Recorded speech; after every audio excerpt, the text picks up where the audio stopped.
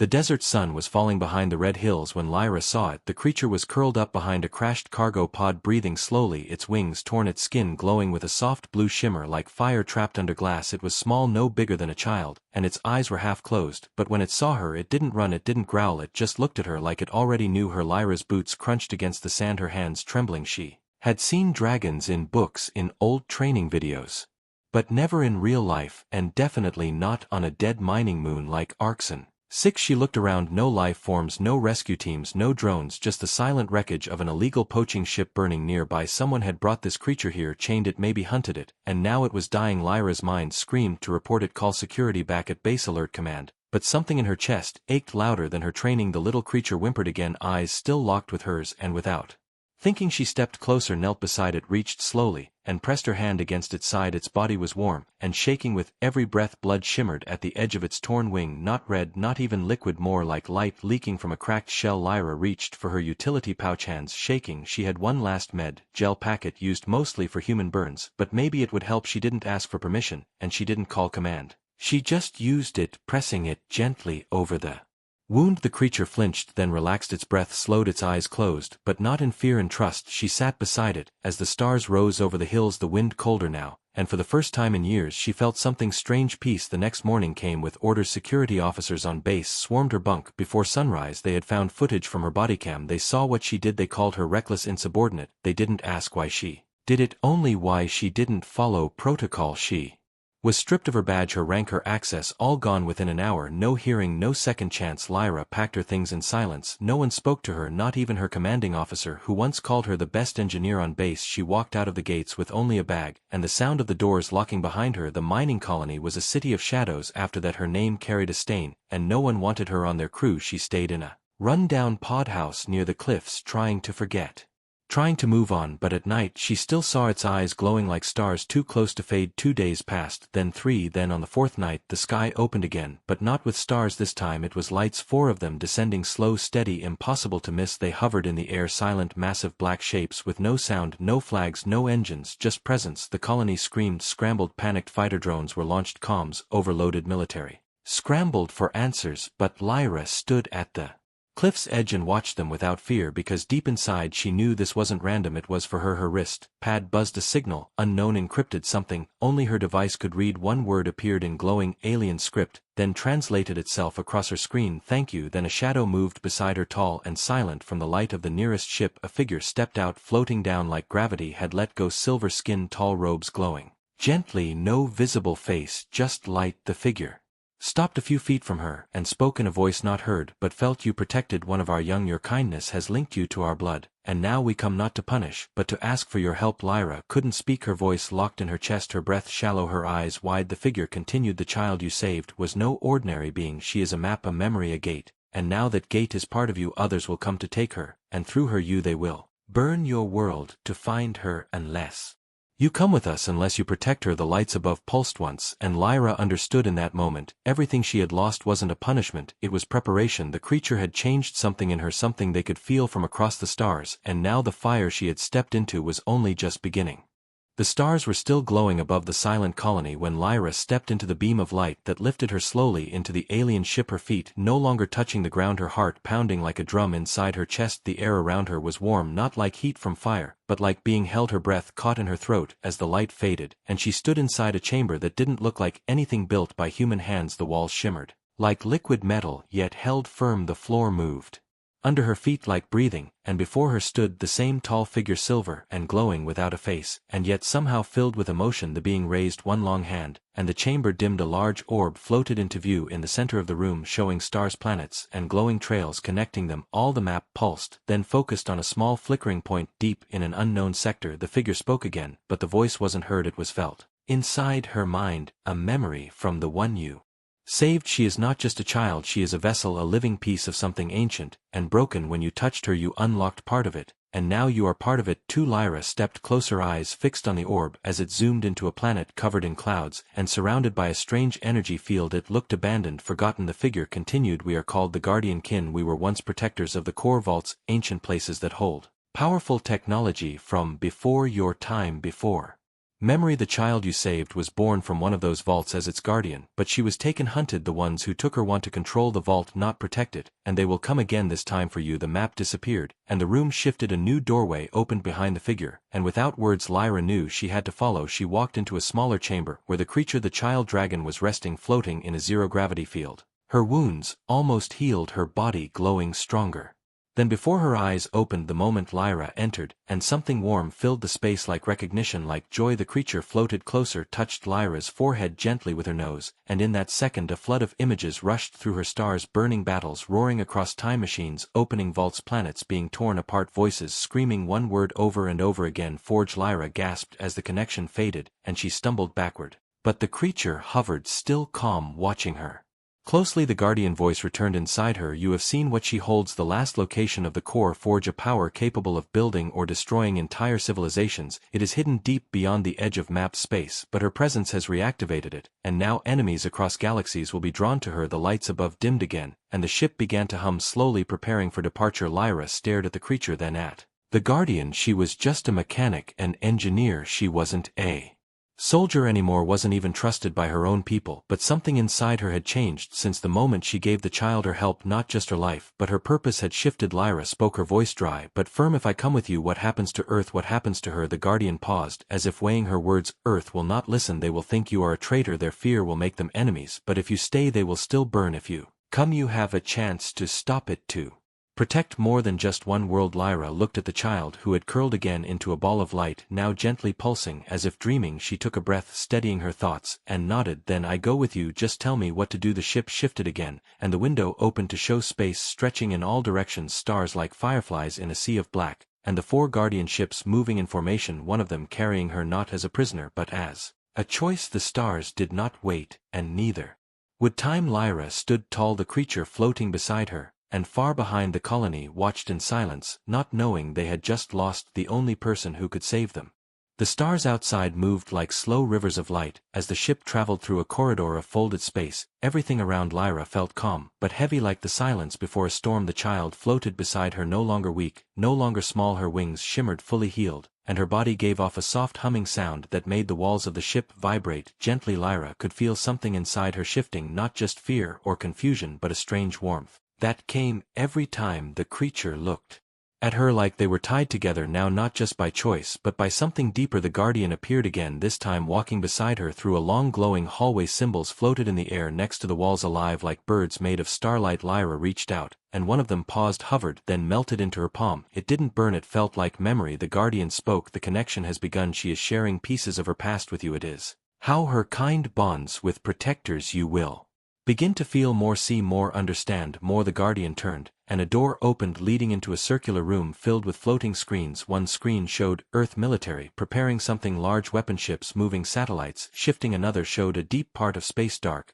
and cracked, a planet spinning slowly surrounded by clouds of ash. Lyra pointed. "What is that?" The guardian's voice entered her mind again. "That is where the core forge sleeps, the most dangerous vault ever built, and the place your kind must never reach. The child carries the last key to it, and only you can unlock it now." Lyra stared at the image. The planet pulsed red slowly, like it was breathing, waiting, and the more she looked the more she could feel it deep in her spine, like a drum calling her name. Suddenly the child let out a soft sound, not pain, not fear, something else. She looked at Lyra, her eyes glowing with light, and in that moment a vision slammed into Lyra's mind, not like a dream but like falling into someone else's memory. She saw the forge opening, its massive heart glowing, blue machines rising from the ground, burning stars floating above it. She saw the child born from that machine, not in blood, but in light, not alone but surrounded by others, and then they were taken, pulled away, locked in prisons, experimented on, sold, hunted. She saw Earth soldiers in the background, weapons raised, faces hidden, and she felt the pain, the fear, the betrayal. Lyra dropped to her knees, gasping. The vision vanished, but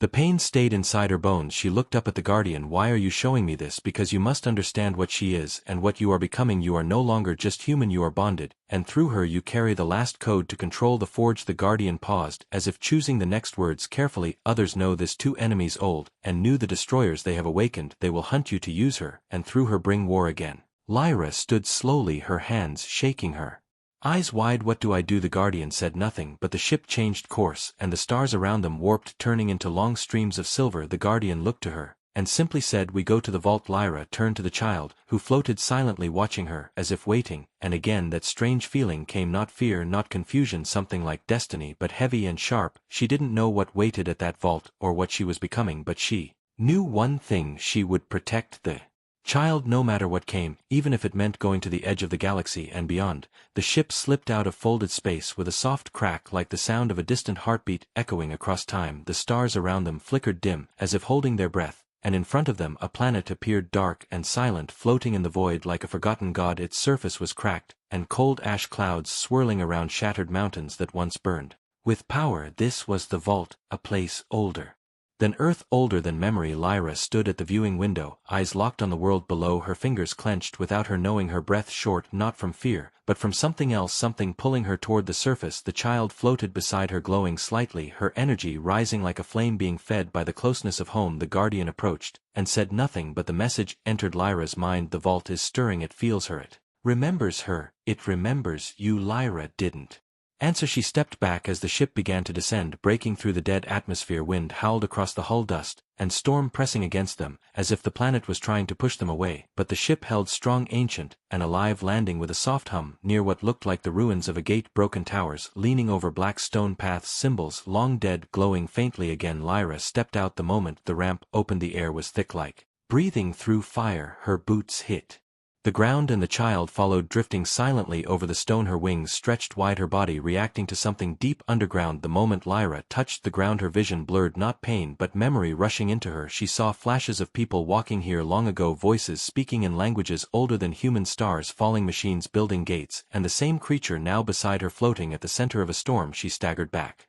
gasping, and the guardian appeared, steady and calm. This place remembers her because it remembers itself. You are linked now, you are waking pieces of it that were never meant to wake again. Lyra looked at the path ahead, ancient stairs leading into the mountain, glowing with a light that pulsed in sync with the child's heart. The deeper she walked, the more the planet reacted. Symbols on the walls came alive, light followed their steps, like the vault was watching, like it was alive and waiting. And then it spoke, not in sound, not in words, but in pressure. Every stone, every wall, every breath humming the same message. Key detected. Lyra froze. The child paused, and for the first time looked unsure, almost afraid, but Lyra placed a hand on her side, steady and warm, and the creature pressed into her touch. The fear faded, and together they moved forward through the last archway, and into a chamber that didn't feel like a room but like standing inside a star. Walls of gold and light swirling with energy, machines sleeping, waiting, and at the center, a throne, or maybe a control seat shaped like nothing Lyra had ever seen. The guardian stepped back. The vault is ready, but once opened, others will know. It will send a signal to all who seek it, and they will come. Lyra turned to him, her voice firm, "Let them come. I didn't lose everything just to run now." She stepped forward, and the child moved with her wings folded, glowing bright. As she touched the center of the room, light exploded upward, stars and codes and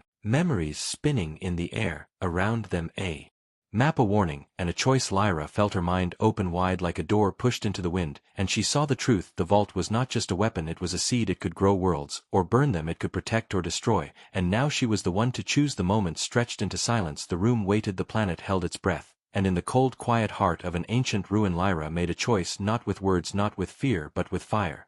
The instant Lyra made her choice, the chamber reacted with a roar of light. The air cracked, the ground shook, and the vault came alive. Machines hidden for thousands of years unfolded from the walls like metal flowers. Glowing veins of power surged through the stone, lighting up symbols and pathways across the entire mountain, as if the planet itself was waking from a deep sleep. The child hovered above the central platform, her body glowing brighter than ever, and the throne, at the core of the room, adjusted, forming itself around her, not as a cage but as a command center. Ancient tendrils of light reached toward Lyra, wrapping gently around her wrists, her temples, her chest, not binding her, but linking her, syncing her heartbeat to the pulse of the vault. Her thoughts began to blend with the machine, not in words, but in understanding. She could see energy moving beneath the planet's surface, she could feel satellites orbiting above, she could taste time itself stretching backward and forward, and in the middle of it all she stood, balanced between creation and destruction. Then it happened, the pulse. The vault sent out a signal across space, across galaxies, invisible to human tech, but loud enough for anyone listening. And someone was always listening. Lyra gasped as the connection flooded her mind with visions again, but this time it wasn't history, it was now. Other ships, hundreds of them, moving toward their location, some large, some small, all heading straight for the vault, and not all of them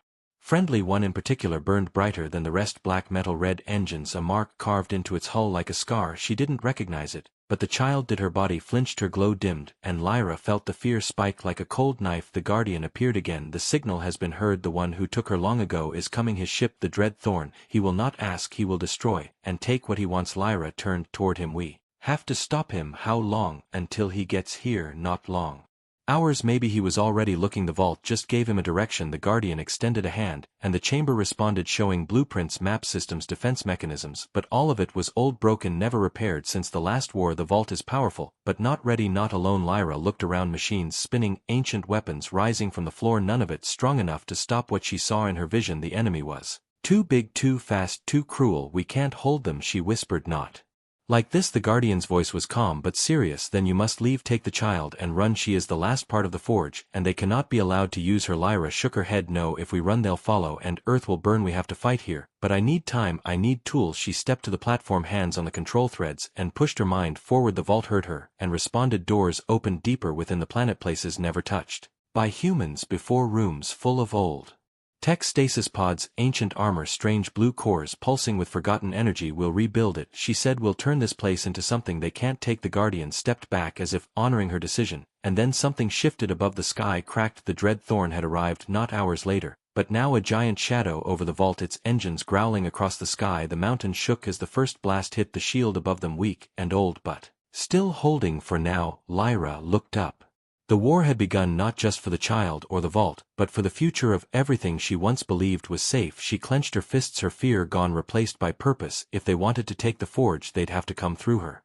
The sky above the vault burned red as the Dread Thorn descended like a nightmare pulled from the darkest corner of space, its shape jagged and unnatural like a machine built for pain. Its engines hissed against the weak atmosphere, steam and static crackling across the sky. The first wave came fast, black drones spilling out of the underbelly like insects' wings, sharp eyes glowing red. They swarmed toward the mountain, hunting heat, motion, life. Lyra stood at the command core, her eyes fixed on the screen, watching the swarm approach. The vault's defenses were old, slow but alive. She reached out, her thoughts syncing again with the ancient machine, and the towers around the crater responded. Beams of energy fired upwards, slicing into the swarm, cutting holes through the black clouds. Some drones dropped in flames, but more kept coming, endless, hungry. Above them the Dread Thorn watched unmoved, its cannons still silent, waiting, watching. The child floated beside Lyra, her light strong but flickering. The vault was draining her slowly, needing her energy to stay open, to stay alive. Lyra turned to the Guardian. We need more power, more weapons. This thing is bigger than anything Earth ever built. The Guardian's voice entered her mind, low and calm. Deep in the vault there are war forms resting, old but mighty. They were meant to protect the forge, but they have not woken in ages. Lyra didn't wait. She ran down the glowing path, deeper into the core, her breath sharper, boots pounding against the stone. The deeper she went, the hotter it became, like walking into a star, until finally she found them, 6 metal giants standing still against the walls, each one larger than a house, their eyes dark, their bodies marked with symbols she couldn't read. Lyra reached for the control panel, her fingers trembling, and connected her mind to the system. Awaken, she whispered. Nothing happened. Then one eye opened, then 2, then 6, glowing blue like ancient suns. The warforms moved slowly. First a sound like cracking stone, then the deep thump of feet as they stepped forward. Ready, she sent the command, and above the mountain the vault shook as the warforms emerged, climbing the cliffs and firing into the swarm, their weapons old but powerful, turning the air into fire. The drones fell in droves, but still more came. The Dread Thorn began to move closer, its weapons glowing now. A warning shot slammed into the outer ridge, tearing stone into dust. The vault's shield flickered, almost gone. Lyra rushed back to the core, the child barely glowing now, her eyes weak, her breath shallow. She's giving too much, Lyra whispered. If she fades, the vault closes, and everything ends. She looked at the Guardian. Help her, protect her. The Guardian stepped forward, wrapped his hands around the child, and his own light dimmed as he transferred energy silently. Without hesitation, Lyra returned to the controls, sending the warforms into new positions, creating firewalls, building shields from scrap and old metal. The vault groaned, but it held, and then suddenly silence. The Dread Thorn stopped just above the crater, its belly opened, and something dropped, a figure, tall, armored, wrapped in shadows. It landed in front of the vault, and stood still. Lyra stared at the screen. Zooming in, she saw its eyes red and burning, the same face from her visions, the one who had taken the child long ago. His voice rang across the surface, even without sound. Give me the forge, he said, and I will let your world burn slowly. Refuse, and I will tear your bones from the stars. Lyra stood slowly, her hands trembling, but her voice did not break. She stepped out of the vault into the ash-filled air, and faced the figure alone. No armor, no army, just one human, and a promise. She would not let them take what mattered. She would not let the stars fall without a fight. The child hovered behind her, still glowing, still alive, and Lyra raised her hand, the vault behind her pulsing with the light of everything lost, and everything worth saving. The wind screamed across the surface of the vault as Lyra stood facing the figure who had once stolen the child from her people. His armor was black like space itself, edged in glowing red lines that pulsed with every heartbeat, as if the suit was alive. The air around him bent slightly, as if the weight of his presence was enough to warp the world. He did not move, he only stared, and then the voice came again, not from his mouth, but from inside her mind. Low, cold, powerful hand over the child, and I will let you live. Defy me, and I will scatter your atoms across the void. Lyra's fingers curled into fists, her breath steady, her heart loud but clear. She could feel the child behind her trembling, not in fear, but in memory. The moment was real again, the cages, the needles, the long darkness, the pain, the experiments. Her past burned behind her eyes like a second sun. Lyra stepped forward, and replied with only one word, no. The ground cracked under the figure's feet, and suddenly, he was charging straight toward her, faster than any human weapon drawn, a blade of dark light stretching from his arm. But Lyra was not just human anymore. The vault had changed her. Her thoughts moved quicker than reflexes. Her body synced with the energy grid around the mountain, and in a blink, the war forms responded. 3 massive machines slammed down between her and the enemy, their weapons charged, shields rising just in time to block the first blow. The explosion of force sent shockwaves through the crater, dust and fire rising into the air. The figure leapt back, landing with perfect balance as the warforms charged, their cannons glowing with ancient energy. He smiled beneath his helmet, a cruel grin, and called down the second wave, black, armored soldiers teleporting in from above, falling like meteors around the crater, engaging the warforms in brutal combat. The mountain became a battlefield, lightning fire explosions ripping across the old stone. Lyra moved through it, all like lightning herself, not fighting directly but linking systems, repairing shields, giving the vault commands. She never knew she could give. Her bond with the child and the core of the planet made her something more than soldier, more than commander. She was part of the machine, now guiding it from within. Each moment felt stretched like time itself bent to her. While she dove through a collapsing tunnel, redirected power, rerouted a defense beam, activated traps made thousands of years ago, and still waiting for a purpose. The enemy came harder, stronger. Their commander moved through the chaos like a blade of death, unstoppable. But Lyra had one advantage: the vault was alive, and it knew her. She lured the figure into the central chamber, deeper inside, where the forge lay, still pulsing with quiet power. He followed, confident, silent, ready to strike again. But Lyra had already set the trap. The moment he stepped onto the glowing floor, the symbols beneath him lit up bright and blinding, and for the first time he hesitated. The vault had marked him as a threat, and it remembered the pain he caused long ago. Energy surged from the walls, pinning him in place, not destroying him, but freezing him, locking him into a moment of stasis. Lyra approached slowly, her voice low and steady. This place knows you, and it knows what you did to her. It won't let you leave, not unless I allow it, and I won't. The figure hissed, something inaudible, rage boiling from his frozen form, but he could not move. He was bound by the planet itself. Lyra turned, and the chamber doors sealed behind her. The battle still raged outside, but the core was safe for now. She returned to the child who was waiting, floating near the edge of the vault, her light steadier now, her energy returning. The guardian stood nearby, silent, proud. Lyra walked up to her, placed a hand gently on her side, and whispered, "We did it." But the war wasn't over, not yet. Far above, the stars shifted again, new ships entering the system, some allies, some enemies. The signal had gone farther than any of them had expected. The forge had awakened, and the galaxy was listening. The stars above the vault pulsed like watchful eyes as the final wave approached. Sleek ships cloaked in chrome and silence, emerging from folded space with impossible grace. Their hulls shimmered with patterns unknown to human science, symbols that moved like thoughts and sang without sound. Lyra stood at the heart of the mountain, her hand resting lightly on the child, who now hovered higher, brighter, stronger than ever, her wings outstretched, glowing with power. The vault hummed around them, fully awake, fully alive. Machines spun across the surface of the planet, great metal beasts repairing each other, rebuilding turrets, charging the atmosphere with electromagnetic currents. The battle was not over, but something had changed. The enemy leader was trapped, frozen deep within the core, bound by the vault's judgment, unable to command his forces, and without him the remaining invaders had lost their shape, their hunger twisted into hesitation. But this new fleet, this final arrival, was not part of the first wave. They came not to destroy but to witness. Lyra watched the lead ship descend, and when its ramp opened she expected soldiers. Instead, she saw beings of light, tall, with translucent skin and eyes like galaxies. They did not walk, but drifted across the stone without a sound. Their thoughts entered her mind, soft and layered. "We are the keepers. We felt the vault awaken. We followed the signal, and found you, the one who linked with the forge." Lyra didn't step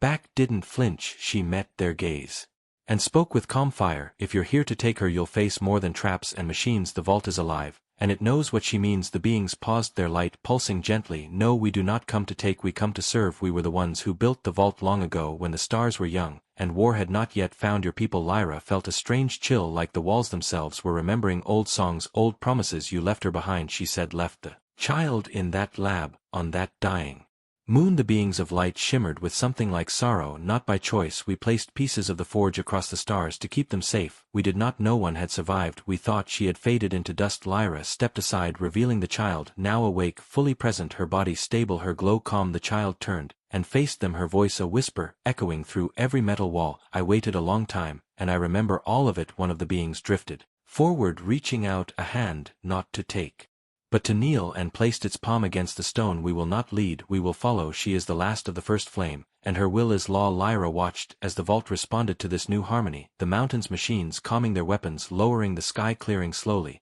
and then something else happened. The light from the child flowed upward into the heart of the forge, and a great map formed above them, stars, paths, gates, connections between worlds long forgotten, systems hidden behind energy fields and ancient codes. The child was unlocking the truth. The vault was not just a weapon, not just a seed, it was a key to everything humanity thought was lost, and she had chosen Lyra to be the one to carry that truth. Lyra felt it pour into her, not burning, not crushing, but freeing. Her mind opened wide with knowledge of the past, the future, what could be, and what must never return. And then she heard the child speak again, clearly, this time her voice strong. I choose to stay here and build. I choose to guard the stars and share the light, not hide it. The beings of light bowed in unison. The vault pulsed one last time, and then stilled. Lyra stepped outside the mountain, breathing in the cold air. The war was over, but the story was just beginning. Around her, humans and machines, allies and strangers gathered, no longer enemies, drawn to the light of something greater. She had lost everything once, her home, her job, her past, but now she had a new fire, a new galaxy to protect, and a legacy to shape. From